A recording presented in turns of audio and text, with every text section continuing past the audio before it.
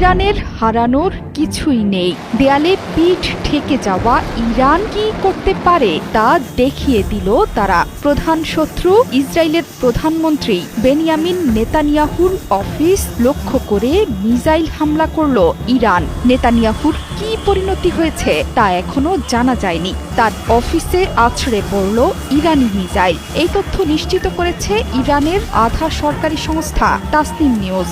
এই হামলায় নেতানিয়াহু বেঁচে আছেন নাকি তার ক্ষতি হয়েছে সেটি স্পষ্ট করে কেউ জানাতে পারেনি। এমনকি তাসনিম নিউজও বলছে হামলার পর নেতানিয়াহুর ভাগ্যে কি ঘটেছে সেটি এখনো জানা নেই।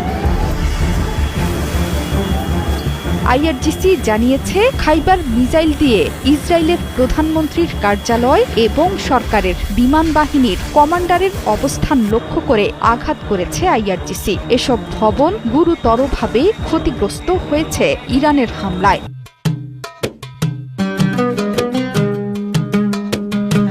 এখন ইহুদিবাদী সরকারের প্রধানমন্ত্রীর ভাগ্যে অনিশ্চয়তার কালো মেঘ। নেতানিয়াহুর প্রকাশিত শেষ ভিডিওটি ধারণ করা হয়েছে 5 ঘন্টা আগে। এরপর থেকে নেতানিয়াহুর কোনো ছবি বা ভিডিও প্রকাশ্যে আসেনি।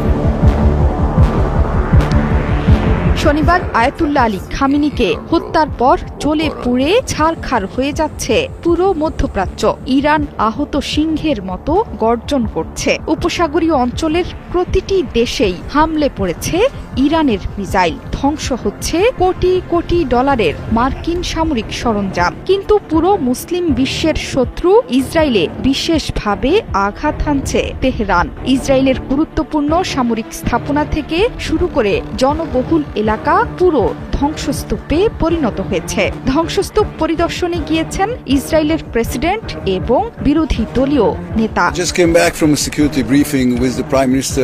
এছাড়া যুদ্ধের তৃতীয় দিনে মার্কিন যুক্তরাষ্ট্র হারিয়েছে 3টি যুদ্ধ বিমান। কুয়েতের আকাশ থেকে এসব বিমান মাটিতে আছড়ে পড়ে। ইরান দাবি করছে যুদ্ধ বিমানগুলো তারাই গুলি করে ভূপাতিত করেছে। কিন্তু কুয়েত বলছে এই ঘটনা ফ্রেন্ডলি ফায়ার। একের পর এক বিস্ফোরণে কেঁপে উঠছে সংযুক্ত আরব আমিরাত, কাতারের মতো ধনী দেশগুলো।